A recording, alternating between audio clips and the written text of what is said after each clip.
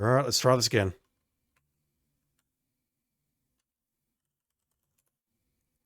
So, you want to try your luck, says Woody. Come on, Whitey, follow me. Guessing we're going to the back room here.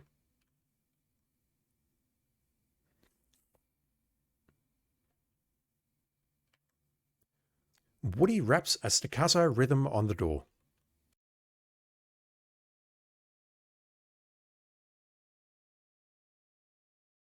A panel in the door slides open. Woody whispers through the opening, "I've got a new player for you."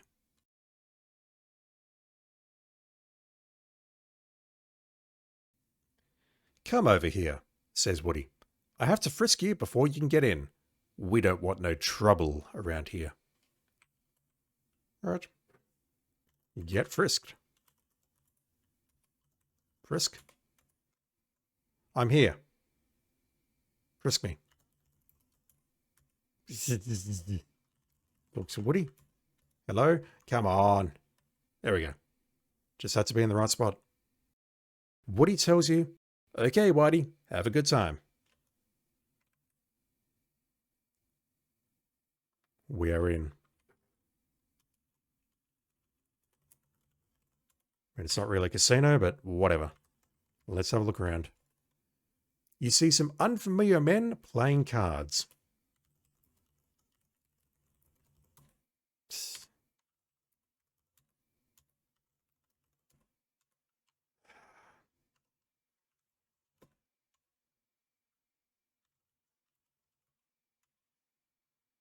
I'm too stupid to use my gun. They appear to be professional card tables. Nothing special. There is a dude on his lonesome up on the top left. Clearly he is sus. They do a fine job. Over each table hangs a shaded lamp. Very fancy. What about this guy? Oh, hang on, there's two people here. There's two people at this table. Alright, well, I suppose there's not much I can do other than sit at the table or check out that door at the back, perhaps. Nothing special about the door. Can I open this door? Well, this door is securely locked. Alright, how much money do we have? $675. I'm not sure how we got there. We're at $900. We paid for a drink, then we paid a $200 entrance fee. I don't know where the other $20 have gone. Didn't mean to do that. We're missing nothing out of our personal wallets. All right, let's sit and play some cards. "Good evening, gentlemen," you say to the men at the table. "I'm Jimmy Lee Bankston. May I join you?" "Yes, you may, Mr. Bankston," says the man across the table. "Have a seat."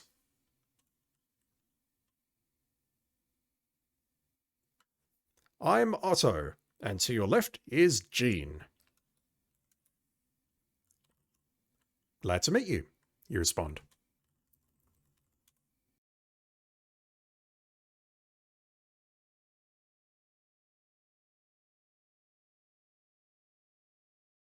"Shall we play?" you ask. "We'll begin when our other player returns," says Otto.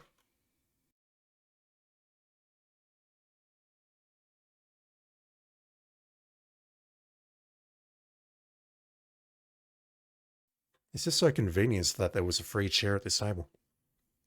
Otto introduces you to the newcomer. "Frank, this is Mr. Jimmy Lee Bankston. He's going to join us for a few hands. Mr. Bankston, meet Frank."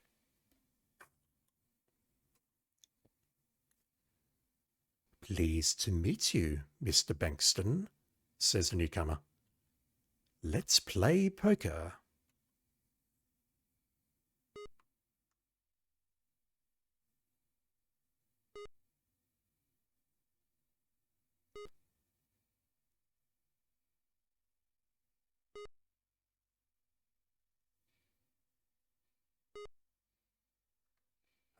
So I don't believe this is Texas Hold'em or whatever. I believe this is just standard poker, and I've realized that I can't save or load my game here. So, Jack and Queen, 9. Yeah, I can't do much with that. I'll pass. Whitey passes.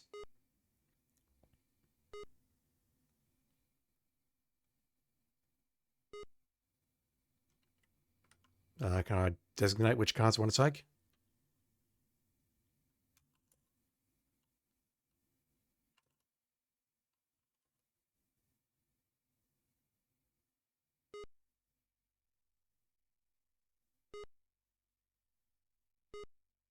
Nice.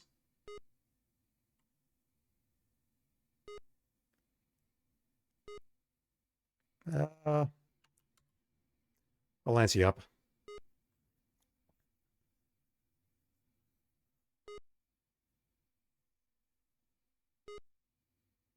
The pair of queens. All right, so what do I need to do here? Plus, no, not doing that. That is actual quiz. Leave table. Stop playing. I assume what I need to do is I need to win enough hands or win enough money to try and get in with these folks. So, Mr. Jimmy Lee Bankston, this game a little too intense for you? Asks Otto. Come back later if you change your mind and want to try again. Yeah, so what I'll do here, I think, is I'll make a couple of saves and I will cut in once I've made a shit ton of cash.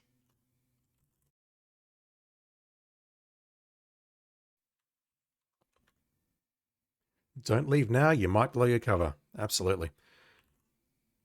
Welcome back, Jimmy Lee Bankston, says Frank.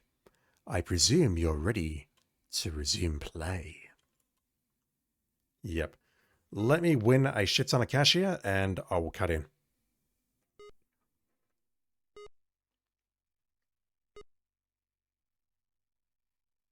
Oh boy, so I've been here once already and I accidentally skipped through this dialogue, so I've had to go through it again. But man, it felt like it took absolutely forever to get through that, and it looks like it doesn't matter how your performance goes. I was doing pretty poorly there, but at some point they will kick you out and they will say something else. It's been long enough, but I've been able to write the script for something else while I'm waiting, so yeah. Unfortunately, the AI in this is very, very strict, I think. It never seems to bluff. If the AI starts anteing up, that is your cue to get out. And yeah, you can't really bluff the AI that well from what I can see. Like you can have trash, everyone else can pass. You can raise, and someone will stick around long enough to hose you. It is what it is though. I've played this for long enough, and this has now come up, so let's continue. Frank says, well, Mr. Bankston, it seems that poker is your kind of game. If you'd like to come back later tonight, we'll be playing a more private game with considerably higher stakes. Be sure to give Woody the password Frank sent you. He'll let you in for free, and you'll gain admission to our private room. If everything works out well, says Frank, perhaps we can talk a little business afterwards. I'm not trying to do a seductive voice there, but I'm afraid it may be coming out like that.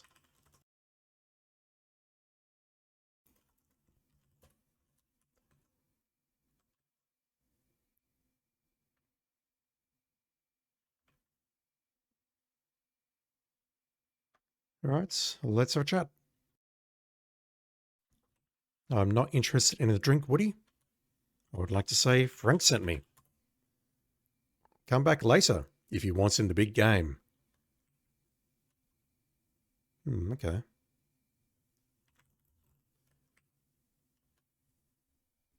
Maybe I should retire to my room for a bit.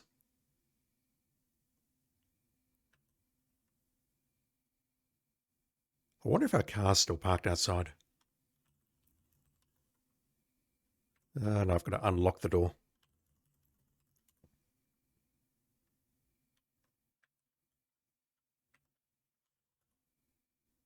You consider spreading out on the comfortable-looking bed, but the case keeps running through your mind. You'd never be able to rest at a time like this. All right, what do I do? Can I call Morgan back, perhaps?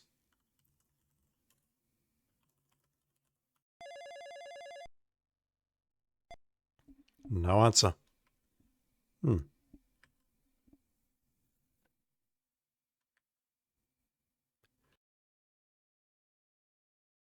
So we need to kill a bit of time.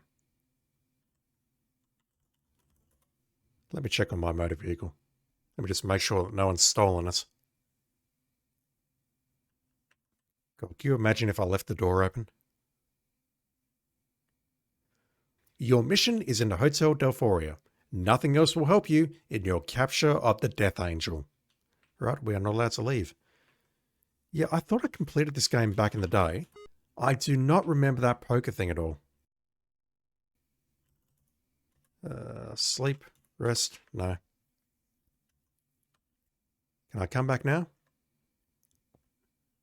Or is it still too early? Have we arrived too early? Can I drink?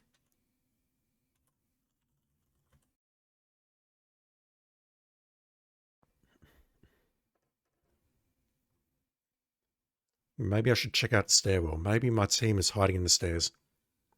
Here you are, sir. That'll be $5, please.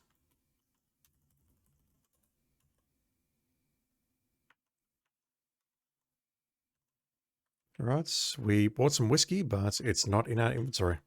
Oh. I think we just died. No? Yes? No? Maybe?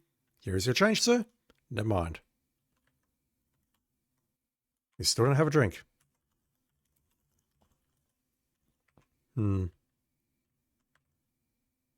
Right, well that just seemed like a waste of money. Don't suppose I can get in that door now? If I can get off the staircase?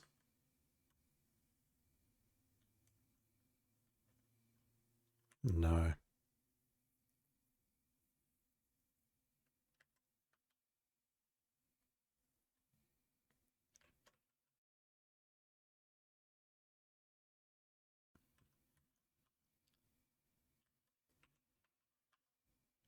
Where would our backup be hiding?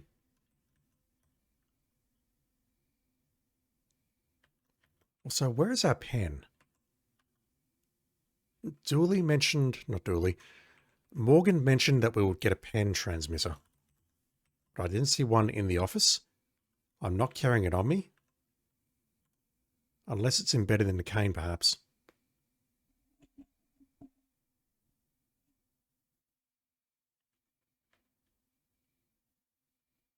Alright, so I'm not actually sure what to do now. Maybe I should try dialing that other number.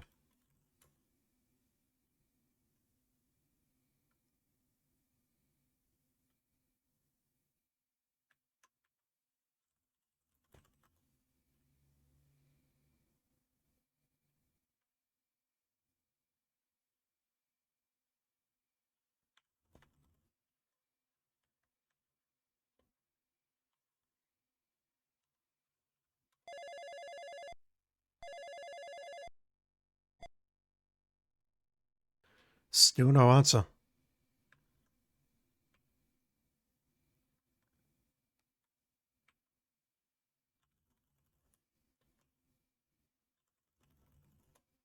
Hmm.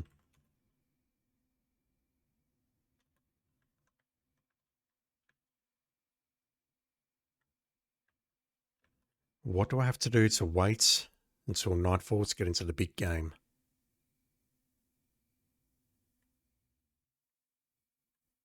We can't leave, that much is very clear.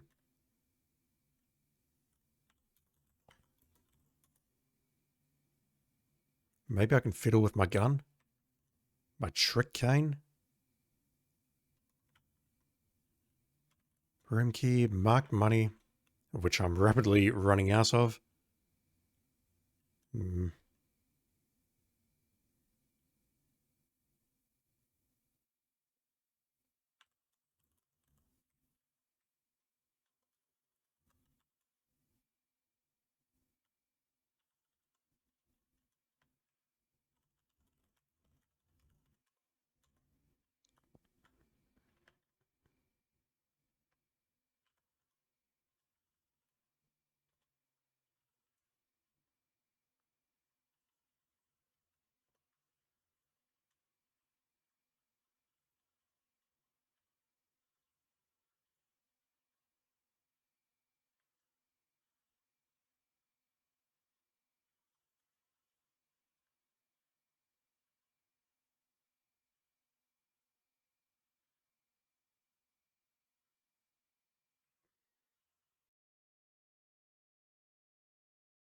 Alright, so if we knock on doors, we get some random phrases here.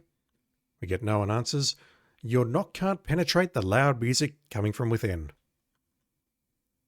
Just forget the door, Donna. Get over here and help me get my boots off. Could be worse. After a short pause, a voice bellows from the other side of the door. Get out of here, you nosy perverse! With your knock, the sound of heavy moaning and slapping leather fades into silence. Oh boy. Your knocking brings no one to the door, but the noise coming through the door alerts your curiosity. Henry, someone's at the door. You didn't order another pepperoni pizza, did you? Nothing there. Yeah, I'm just not sure how to pass the time at the moment.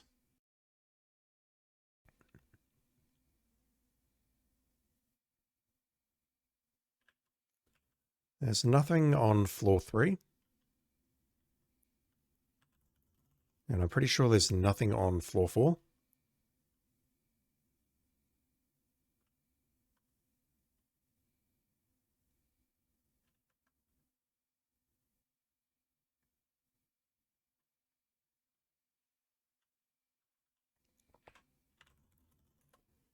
And there is nothing downstairs. There's nothing in the stairwell. There's no one gathered out here. Unless maybe everyone here is undercover.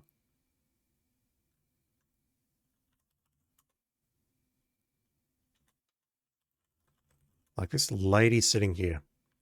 Is that Laura in disguise? I don't know.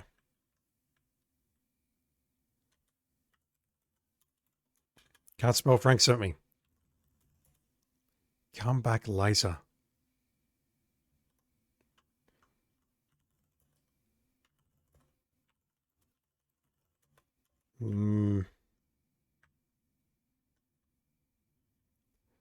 Unless we need to get drunk as a skunk, I don't know what to do.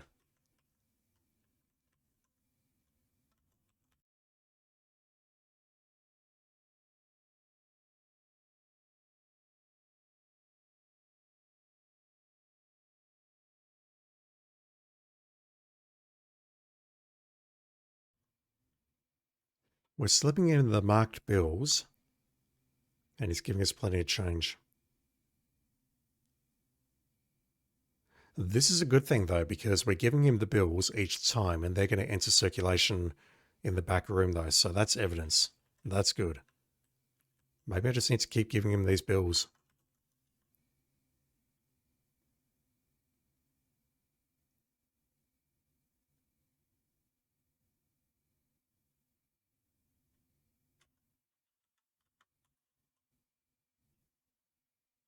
Alright, he said nothing about change that time, but I'm sure he's going to split that. Put it in the till, and that'll go wherever it goes. And now he's giving us $95. Is it later yet, sir?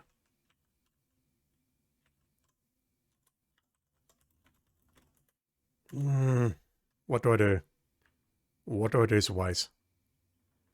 I don't see a seat or anything around here.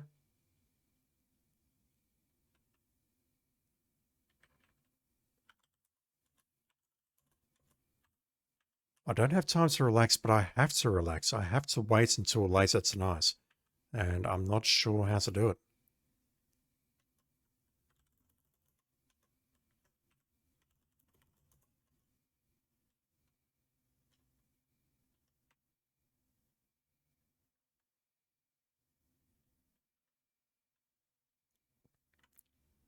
Alright, looking it up very briefly. Don't want to waste too much more time on this. We just go back to our room and wait. Literally.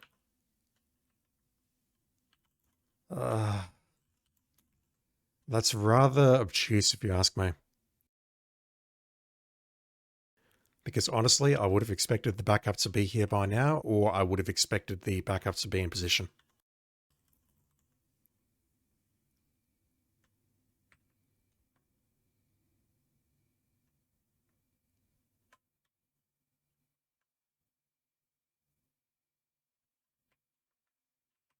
It's similar to what happened at the park. We just needed to wait.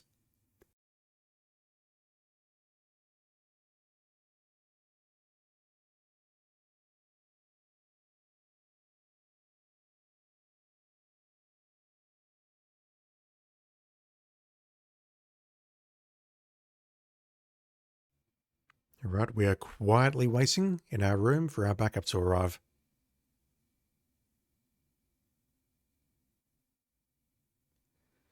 Maybe I need to type wait for backup.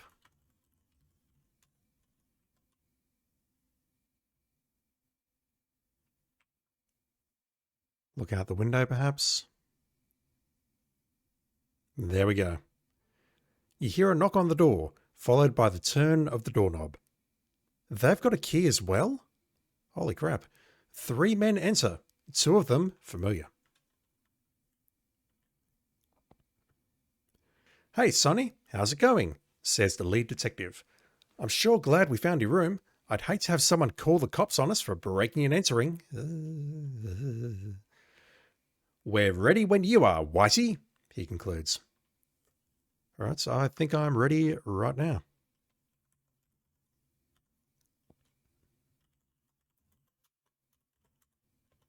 Nope, they're not interested. Look at people. Look at men. They're as ugly as a computer programmer, charming. The men aren't interested in conversation. There is much tension here due to the seriousness of the operation. Okay, fine. Are we being followed?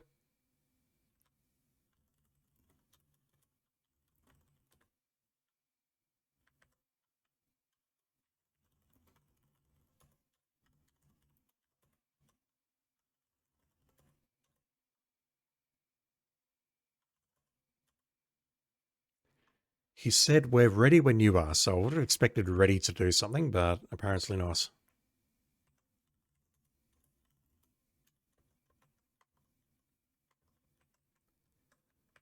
Do I just need to go down? I would really like them to follow me, just saying. Actually, no, they're not supposed to follow me. They're supposed to follow me at a safe distance. If 4 of us try to walk into the room, that is going to arouse suspicion.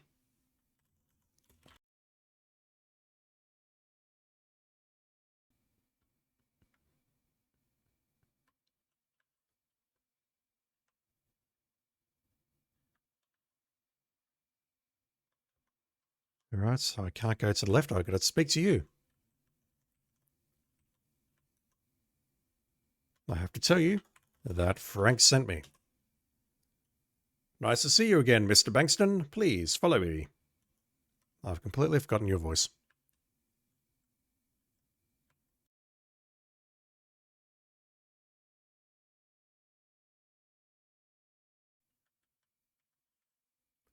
Woody raps the staccato rhythm again.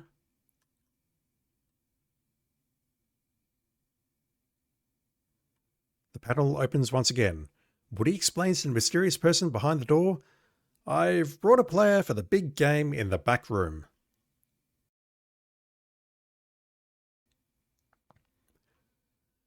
Come over here, please, Whitey, says Woody.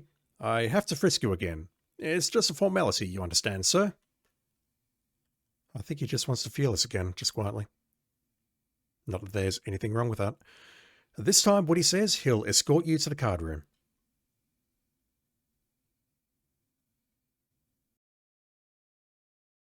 Okay, the 3 players on the left have changed. Woody knocks on the door at the back of the room. No staccato rhythm.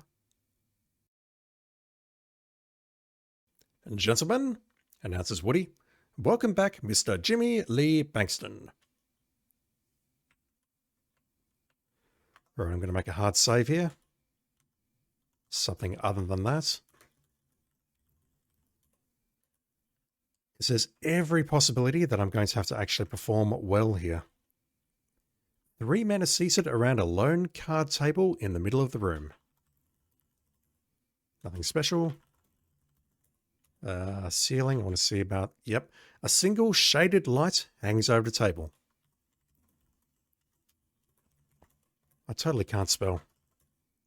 Nothing special. So we have the same people here. If you sit here, you'll miss the chair and hit the floor. Come on, game. Frank, Jean, and Otto, I assume. Frank welcomes you back to the game. Hello again, Mr. Bankston. I believe you know everyone here. This time, you look carefully at Frank as he shuffles the cards. Cold chills race down your spine and a blast of adrenaline surges through your body as you realize he exactly matches the description of Jesse Baines. Who is Jesse Baines? I say that because I haven't actually seen his name mentioned in the game anywhere. It is definitely in the manual, but I haven't seen it in the game. The Death Angel. So dramatic. So at this point, I don't know if I actually need to perform well or not. I'll try my best, but it's going to take me 1.5 years. So let me cut away and I'll come back when I have a shit ton of cash. Or when something happens. We'll see.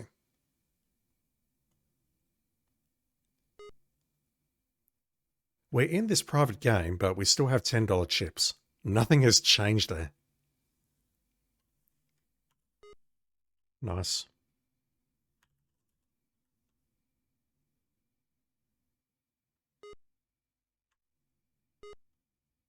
Oh.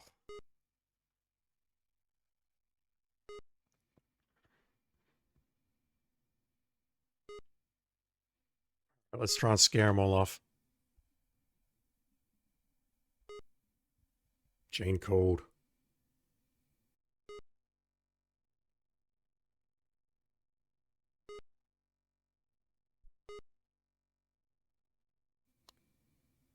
That's better get another jack.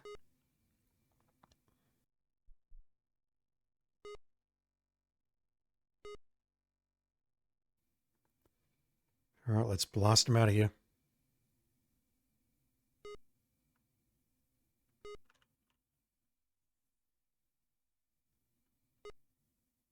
There we go.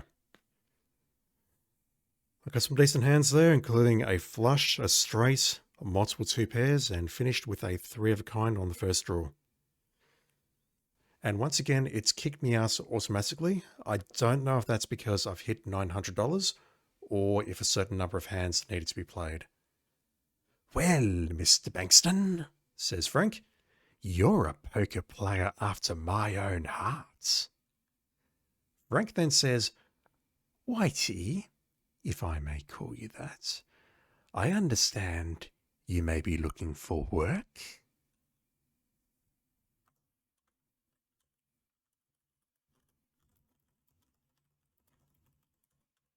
Yes. Very good. I like your style.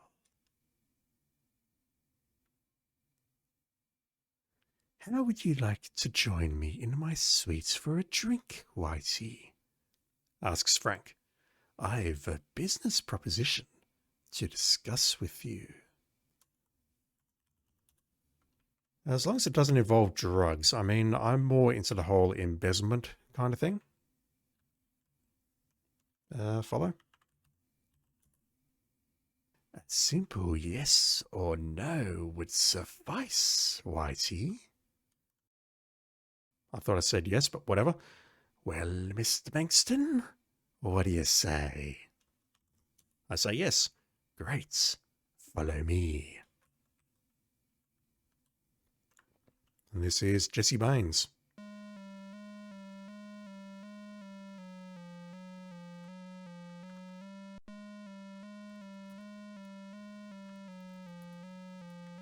What do I do with the cane? Can't twist a cane?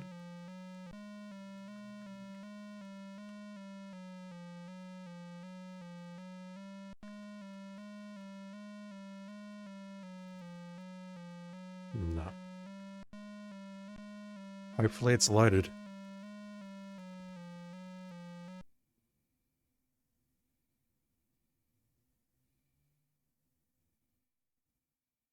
We're going into the room at the end there because of course we are.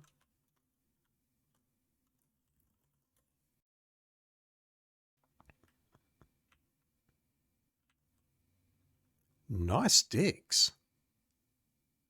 This is way better than the shithole downstairs. Well, Mr. Bankston, says Baines, I have a little proposition for you that I know you'll love. I'm interested. You reply. Just then, the telephone rings in the next room. Fix yourself a drink while I answer the phone, says Baines. Alright. Oh, no, I still don't have control. You step up to the bar and peruse the selection of beverages. Still don't have control.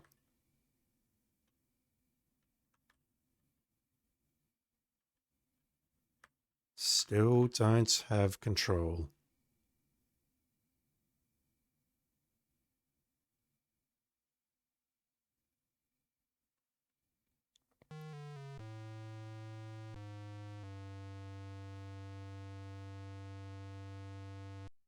Oh dear. Baines draws his gun and aims it directly at you. Hold it right there, pig, he shouts. It seems one of our card-playing comrades recognizes your ugly mug from a minor misunderstanding he had with the heat a while back. You're about to find out just how much I hate cops.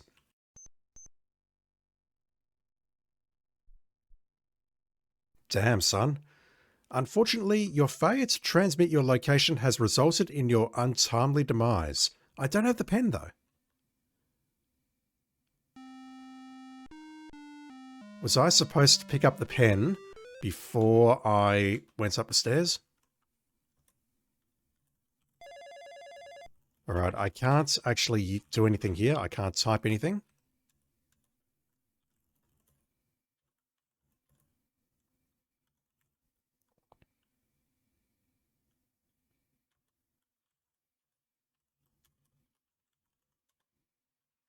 Where do I get the pen from?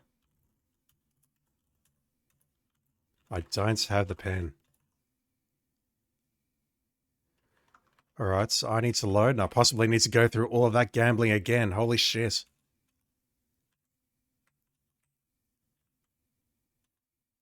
Well, that is a terrible loss.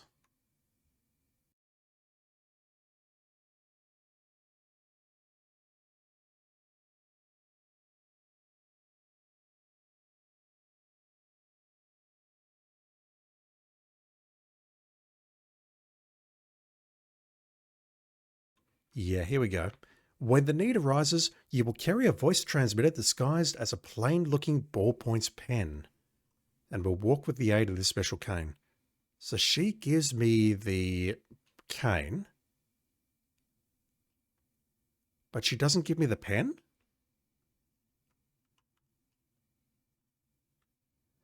Do I need to speak to her next door to get the pen?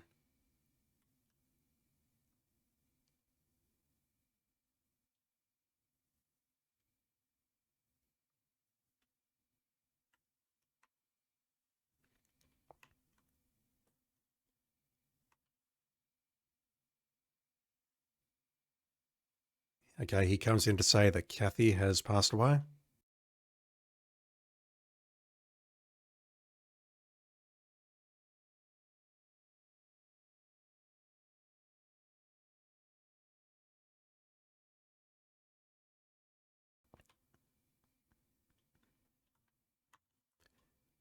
Yeah, this is confusing because I've got the trick cane at the moment, but I don't have the pen.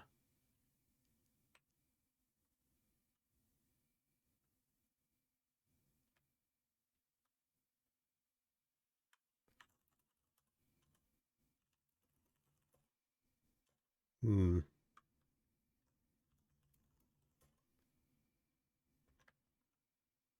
Wait, what?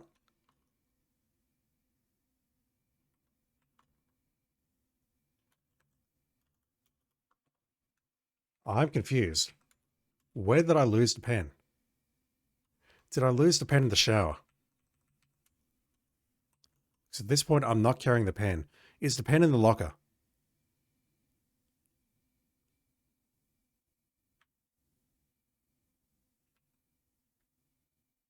Did Sonny really put the pen in the locker? If so, I didn't see it.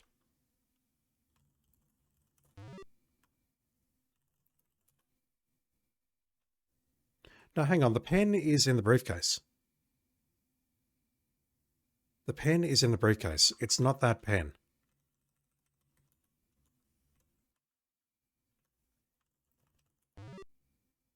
And look at this, he's already fucked off. So where is the pen?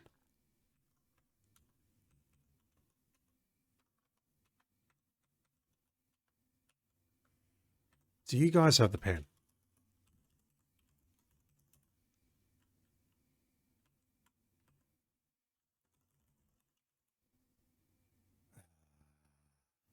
We need to get it off these dudes.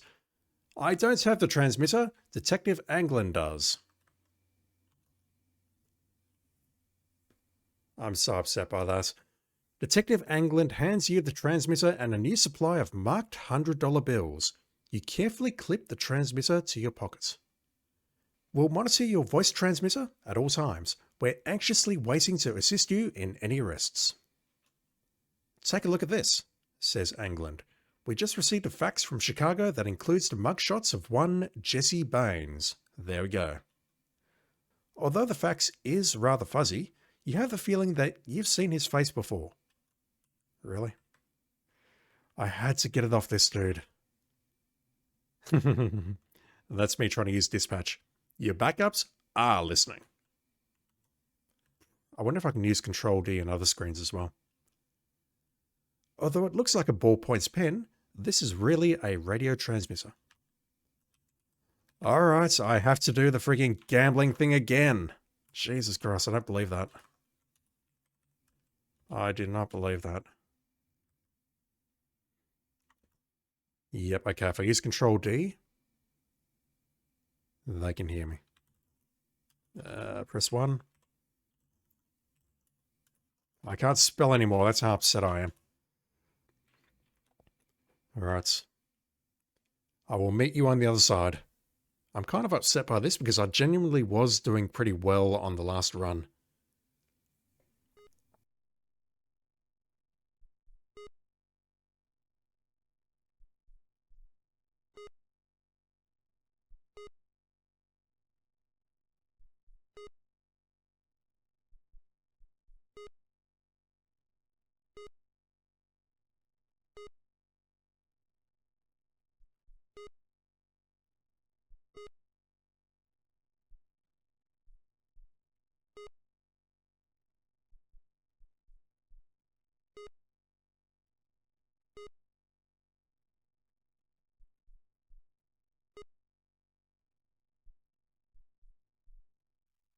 Alright, so that wasn't as good as the previous one, but I managed to get out with about 770.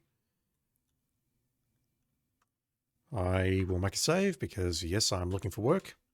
Except this time, I'm carrying the transmitter. Yes. You like my style?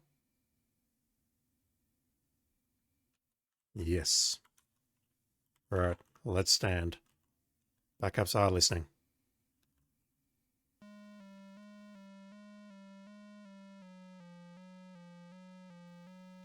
In a soft voice, you whisper into your pen, be advised, in stairwell with Baines. I'm actually surprised if that would work because stairwells are generally not a place where you can transmit from. All that concrete around you.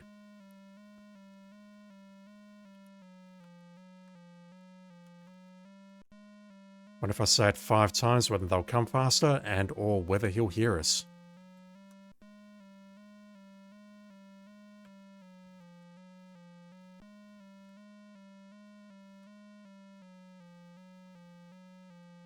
Same thing.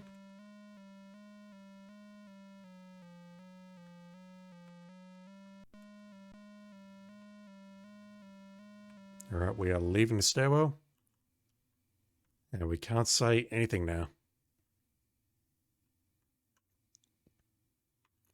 I'm pushing Control D here. You whisper a soft room 404 into your transmitter pen, informing a backup unit of your location.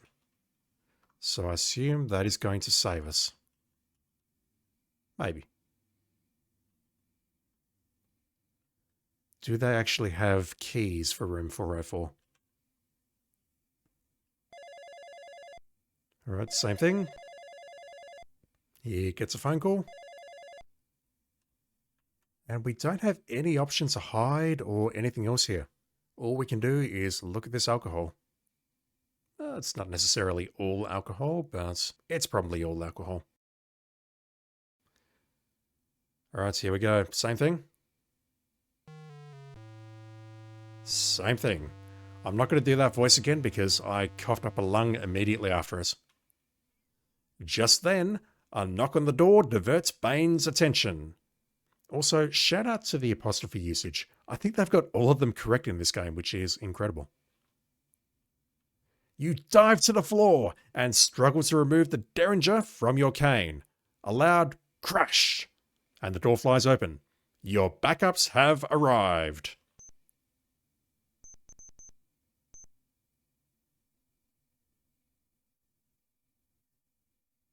I want to say that all 4 of those shots came from Sonny, and Sonny is an absolutely terrible shot, but I suspect the other 3 may have fired as well. Baines is taken down in the barrage of gunfire. In the twinkling of an eye, the shootout is over. Sprawled unconscious on the carpets with a near-fatal belly wound lies Jesse Baines, the Death Angel.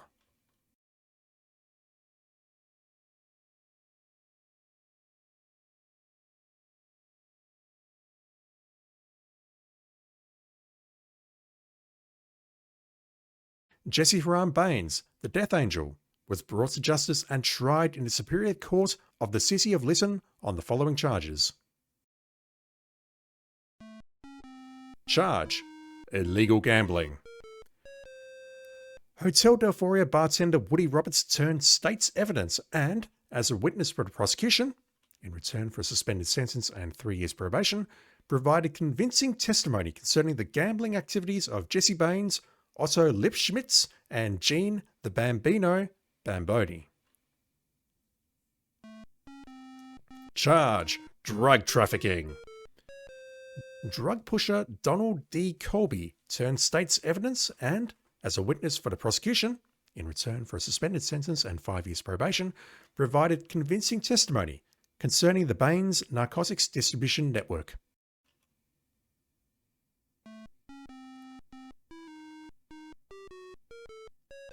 Lytton PD detectives Bonds, Anglin, and Smith presented eyewitness testimony concerning the shootout at the Hotel Delphoria. Actual murder now? There we go. First-degree murder. Ballistic tests proved a positive match between Baines' .32 caliber automatic handgun and the weapon used to murder Jason Tiselli. And now, the results of that trial.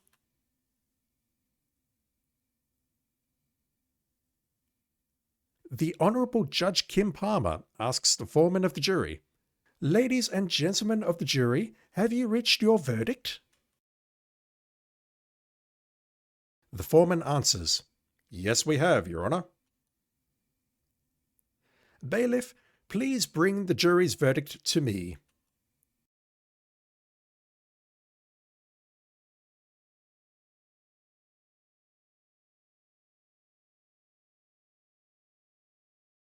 Can't you just hand it up to her, rather than walk around the whole way?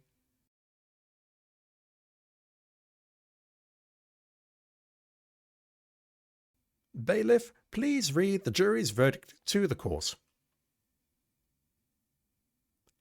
Charge: illegal gambling. Guilty as charged. Charge: drug trafficking. Guilty as charged. Charge: attempted murder. Guilty as charged. Charge: first-degree murder. Guilty as charged. Mr. Baines, please rise for sentencing. Do you have any last statements before I pronounce sentencing? Oh dear. Baines looks straight into your eyes. No, Your Honour. Then, under his breath, he hisses across the aisle. Bonds, you're a dead man. Staring intently at Baines, Judge Palmer says firmly, Jesse Haram Baines, you are hereby sentenced to a total of 97 years in the state penitentiary without possibility of parole. 97 years, is that all? The courtroom erupts in spontaneous applause. You smile broadly until you catch Baines glaring holes through your skull. You know your life is not yet free of the Death Angel. Sequel base.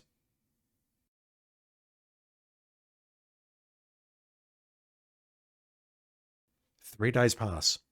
With Baines safely ensconced in the state penitentiary at Bakerville, the city of Lisson is once again a quiet, peaceful community freed from the grasp of the Death Angel. What the hell is this?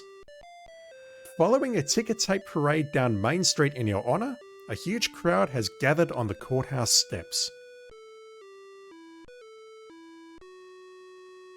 This is completely inappropriate. Mayor Fuddrucker and Chief Whipplestick wait at the top of the steps while you pass through the department honor guard.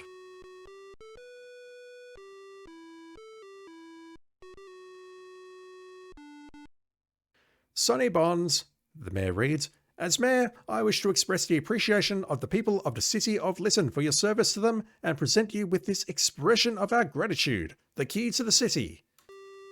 So that's literally all they have to offer, right?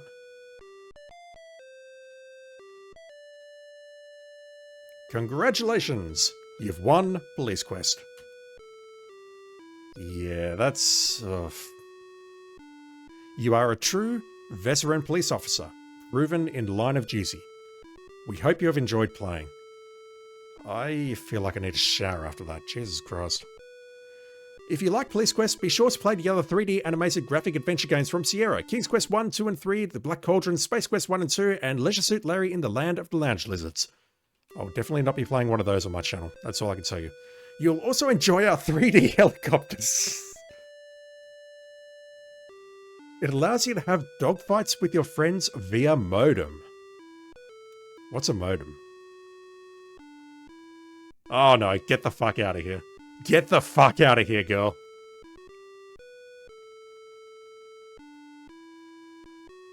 I'm not voice acting that.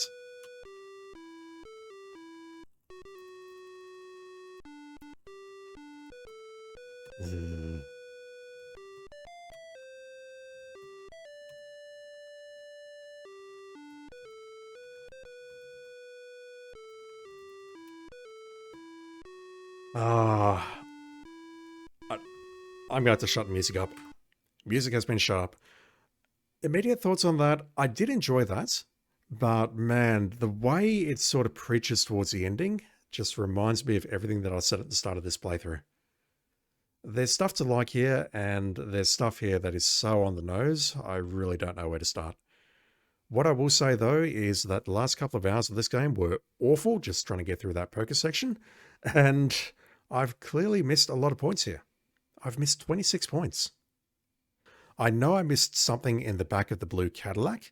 I'll need to check that out for sure, but I'm going to need to look up a walkthrough, and I'm going to have to play this game again from scratch and find where I have missed these 26 points. So I'll put those into post. This ending though is just completely and utterly wrong. You would not have this sort of reaction just for arresting someone. And honestly, taking one person out in Lisson is not going to solve all of its problems. It's just not.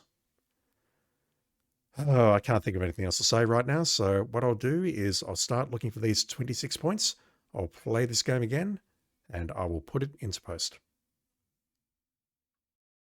Alright, I have gotten off my bum and completed the edits for Police Quest 1. I started recording this at the beginning of September 2023, and I'm only getting around to finishing the edits in the middle of October, so I'm going to need to get my skates on if I want to keep up with the schedule here. But I'll see what I can do. Anyway, let's start with the points list, and I have figured out where they all were, thankfully. Firstly, we had the situation at Wino Willie's, and there's something additional that we can do after we get the bikers out of the pub. Once the bikers have cleared out of there, what we can do is we can talk to her as normal, but we can also specifically ask her about drugs, and I don't know what the prompt is or how you're supposed to know about that, but that is a thing that you can definitely do. And don't panic, I definitely won't do her voice. She says, "Obviously you've come to the right place. Sweet Cheeks Marie spills her guts to you. You know what I heard the other day," says Marie. "There's a big dope man trying to take over Lisson. He likes to call himself the Death Angel. I don't know no more about him, but this John was sure a peculiar duck. That is also a very peculiar sentence. I've only seen him once, and I'm not sure about his name. I think it was Kaufman or Hoffman or something like that. He's a real spiffy dresser, but the funniest thing, the guy has a sweet little flower tattoo above his left nipple. It was kind of cute, really. How you know that, I'm not certain. I've got many questions, but she's not actually referring to the Death Angel here. She's just referring to the other dude, to Sally. And that's the only real news in town. Sweet thing. And as a result of that, Sonny actually tips her off about an upcoming police operation, which is referenced later in the jail. She gets jailed and she says, yep, I fell for this. In return for the information on the Death Angel, you tell Sweet Cheeks of the upcoming undercover crackdown on prostitution called Operation Trick Trap. I hate that name. Something about that name just doesn't seem right. Also, I'm not sure if that's actually legal, Sonny, but whatever. That is worth 3 points. The next set of points that were missed relate to this particular arrest where we're taken down to Sally, and I've got to be honest, I hate all of these simply because I thought I did the right things here, but there is so much more to this particular arrest that I missed. I don't know if this is critical to do it right now or if we can do it later. I'll splice in the footage of later to show you what I mean, but what we can do as we've put him in the car here is we can quickly speak to Jack and ask to look at the gun. If he walks off screen and we try doing it, we don't have the option. It says something like, Jack took the gun. But if we interrupt him right here, right now, he'll pass it off to us. And we can actually have a look at it. You carefully handle the gun so as not to smudge any possible fingerprints. It is indeed a gun. It's not very clear here, and again, it may become clearer later on if that is a thing. But for now, we're just looking at this thing. A Smith & Wesson .45 caliber automatic handgun. What we need to do with this specifically is read the serial number. And yep, we're told that the number on the gun is SW9764912. That will come in important later. At this point, there's nothing more we can do. We just give him back to Jack. Hey Jack, he shouts, book this gun. I mean, he was already doing that before we actually interrupted and took it off him for no good reason, but we just pass it back to him and that's it. I believe that is worth 4 points. The car here, I missed 2 things and I'm salty about both of them because it's not very clear. The first one is that we can take a look at the boot here. I'm Australian, so we call it a boot, and I'm Australian, which means the game doesn't recognize the word boot. We don't need to open it. Yeah, we do. We absolutely need to open it. But because it doesn't recognize boot, we need to say trunk instead. And inside the boot, or the trunk, we have drugs. You open the trunk and discover a clear plastic bag containing a white powdery substance resembling cocaine, and another clear plastic bag containing a green leafy substance resembling marijuana. Unfortunately, we can't take the drugs. The game doesn't let us. As we start to examine the evidence, you hear Jack's voice behind you. Just leave that stuff in the trunk, Sonny. I'll impound it along with the car. I said at the time when we took him to jail that I wasn't sure what we were actually charging him with. I said drugs, and yeah, that was the right call because he clearly has drugs here, but I wasn't aware of it at the time. Okay, Jack, you say, see you back at the station. We'll see him at the Blue Room, but whatever. That is worth 2 points. And the other thing we can do, and you're not getting this without a walkthrough, you're just not. You can look at the door here. If you drive, if you're familiar with cars, that's normally where the nameplate of the vehicle is hiding. So I sort of get it, but it is very obscure. Say the door jamb of the suspect's vehicle is black instead of light blue. Yeah, it was rebirthed, repainted, whatever have you. A closer examination of the door jamb reveals the vehicle's VIN plate. A quick rub with your thumb uncovers its number, C03456218. That was the very, very first vehicle identification number that Dooley gave us in our first briefing. And that is it for this particular scene. So that is a total of 8 points that I missed here. 8 plus 3 is 11.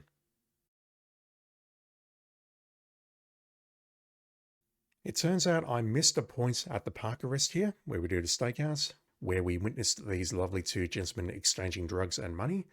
What we have to do as we are leaving the park, heading to jail, is we have to radio dispatch. And I'm kind of salty about this one as well, because I normally radio dispatch at random times, and most often what we get is we just get a simple prompt saying, yep, we're traveling north, we're traveling east, whatever have you. But this time we get something special. We get 83 Nora 10 requests subject check on Don Colby, Charles Ocean Lincoln Boy Yellow for his last name. I still don't know what alphabet that is. It's definitely not the phonetic or aeronautical alphabet. Dispatch responds, 83 Nora 10 possible hit, Paul D. Colby, date of birth 8 of December 1961, 5'8", 155 pounds, served 18 months state penitentiary 85 to 87 for assault on a police officer and possession and sale of a controlled substance. 3-year probation still active. Yeah, he's not getting out for a while, clearly. That is worth 1 point. So that's 12 of the 26 points that I missed so far. And finally, the rest of the points are hiding at the police station. And again, these are very, very difficult to find. I guess the hint to finding them is to grab the evidence from the evidence lockup from Russ. I did that in the main playthrough. I grabbed the book, but I didn't remember that there was also a bunch of drugs impounded. And if I'm being dead honest, I didn't remember them until right now as I'm recording this post-game audio. But you also sort of need to remember the fact that there was a gun taken from the scene. So I can go over to Russ here and I can ask him about the gun.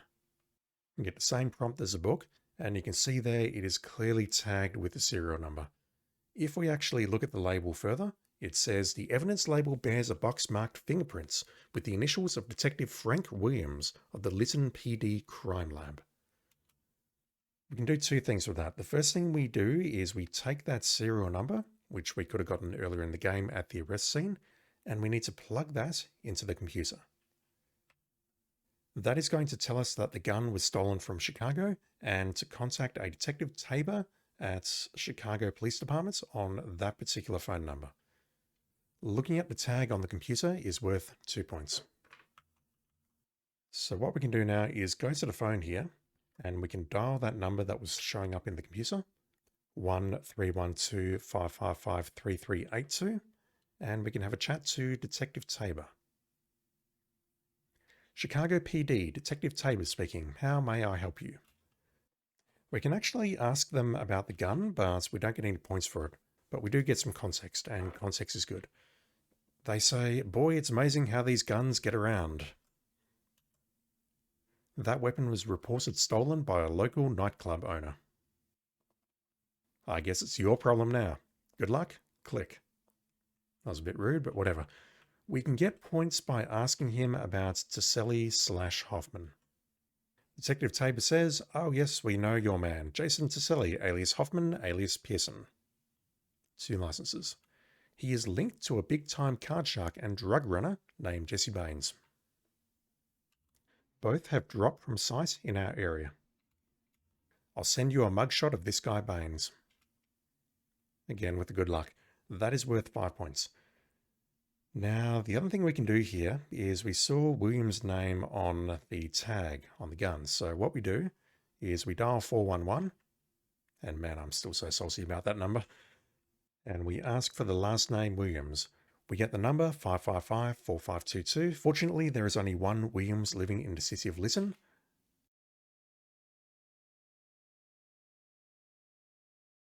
And he says, Crime Lab Detective Williams. Who's speaking, please?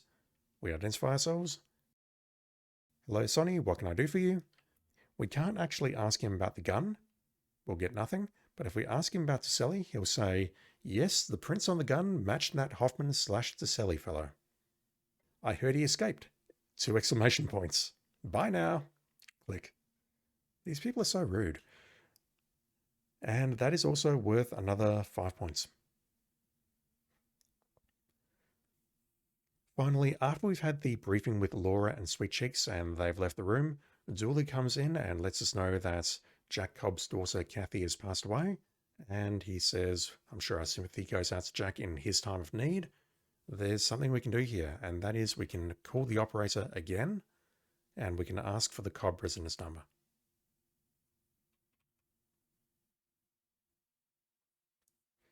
We get the number, which is 555-2622. We can dial it.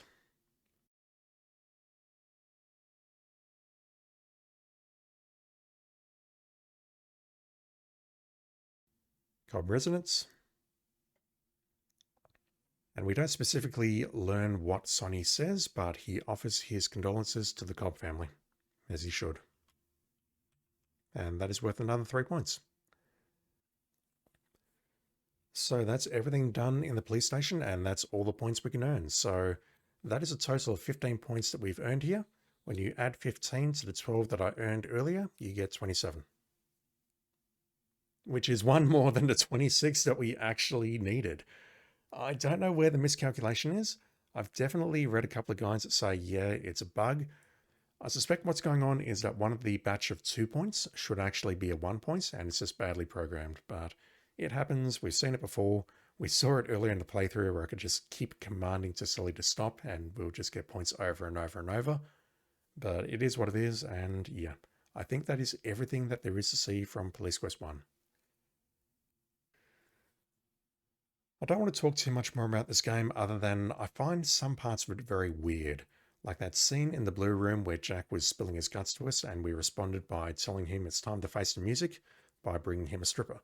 And that time we found a chicken in our boss's office. I don't really know what Sierra were going for there, whether they were just trying to inject some comedy for the sake of it, whether that was trying to bring some levity to the game. Because honestly, this game, as I see it, presents us with a bunch of real-world policing scenarios, like pulling someone over for drunk driving, pulling someone over for running red lights, doing a sting operation in a park. And I'll be dead honest, I think that stuff is fantastic. I think it's very well done. And the fact that the other weird stuff exists sort of takes me out of it a bit. I don't know whether it was just put there to try and offset that serious stuff, but honestly, this game is at its absolute best when it's doing that serious stuff. And yeah, I think the game would have been a little bit better if it hadn't gone in that sort of weird direction. But I can safely say that I enjoyed this. The only other thing I'll say is that I'm quite shocked that this game doesn't allow you to fire your gun. During the post-game editing, I did find an area where I could fire it, but as you can see here, it results in an immediate game over. You're not allowed to do that. And I'll be honest, I find that quite shocking. The fact is, you're given this tool, a very powerful tool. It's useful in at least one certain situation, but you as a player are never allowed to fire it. You're put in a bunch of different situations which may justify the use of that gun in 2023, but in this particular video game, you are not allowed to fire that gun. That is just not a thing. The only time Sonny is allowed to fire the gun is when he rips it out of the trick cane himself and fires it himself. We have no control over that. And honestly, I think that's very ballsy.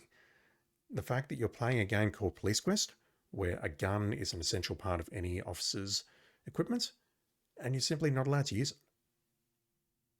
That's good. And just quietly, there's probably a lesson there. All right, so I've spoken enough. I'm losing my voice. That is going to do it for my playthrough of Police Quest 1, the EGA version. Next up is not Police Quest 2. I'm going to play the VGA version of this while the original is still fresh in my mind, just to see what has changed, what I remember, and whether it is a worthy remake. And finally, just want to say a big thank you to everyone who's actually watching this. I did note that YouTube gave the first video in this series a boost by putting it on people's homepages, and quite a few people watched that. And I just want to say that if you're still watching this, thank you for doing so. I really appreciate it, and I hope you stick around. All right, enough. Let's take a look at the VGA version of Police Quest 1.